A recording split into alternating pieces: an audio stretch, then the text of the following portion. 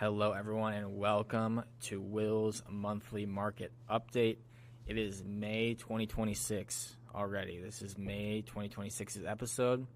I'm recording this on Tuesday, May 12th, so anything I say today subject to change very, very quickly, but this is all current as of the morning of May 12th, 2026. So, first thing I'm going to talk about, and I've talked about it since it started, and it's the war with Iran. It's still going on. While they have been in a ceasefire since last month, they've been trying to negotiate a deal to end the war a couple times. Both times it's fizzled out and hasn't resulted in much. The last round of talks stalled this past weekend. The U.S. sent a proposal to Iran late last week. Iran responded this weekend.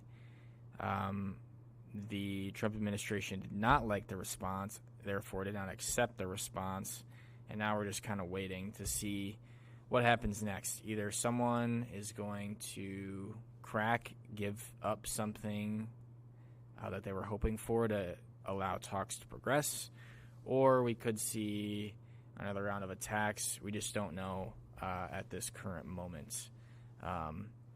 But these developments change very, very quickly, and I'm sure next month there will be a whole new swath of things to talk about regarding this war.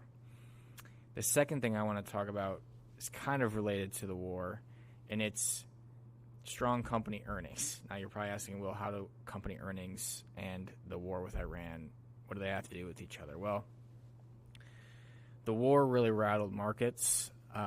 Markets were down anywhere from 7 to 10% at their March 30th low. And since then, they've rallied back like crazy. And now the market's actually up about 8% year to date. Despite all the ups and downs, all the craziness with the war in the Middle East, the market is actually up and continues to move in an upwards direction. Now, obviously, you have daily fluctuations, and some days are better than others, but the trend is still upward despite the war going on, and that's mainly due to super strong first quarter company earnings. Companies across the board were blowing out expectations, and I think that's really what's driven strong performance over the last month or so. And if strong earnings continue, as long as there's not some, world-stopping event that goes on in the Middle East or somewhere else, we could see, hopefully, a pretty decent year in the markets. I do expect them to remain volatile. Again, we've talked about the midterm election coming up. We've talked about that in previous months, how historically the market is volatile in midterm election years. So I think we could have a decent year, but I don't expect the choppiness to go away.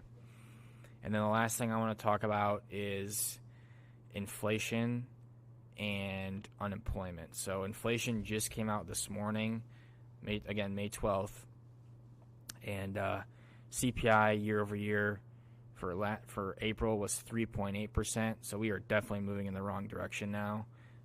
We've been hanging around in this no man's land of the lower 2%, mid 2%, high 2% for such a long time, and now we're almost at 4% again. Again, I said 3.8 there.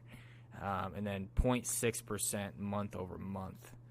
So inflation is definitely heating up, and that's thanks to higher fuel prices. This is mainly what's driving that there. And I would expect that to continue as long as the war continues to go on. If the war ends, the Strait of Hormuz opens, the price of oil comes back down, then I would expect inflation to ease a little bit too. But as it sits right now, fuel prices are moving inflation in the wrong direction.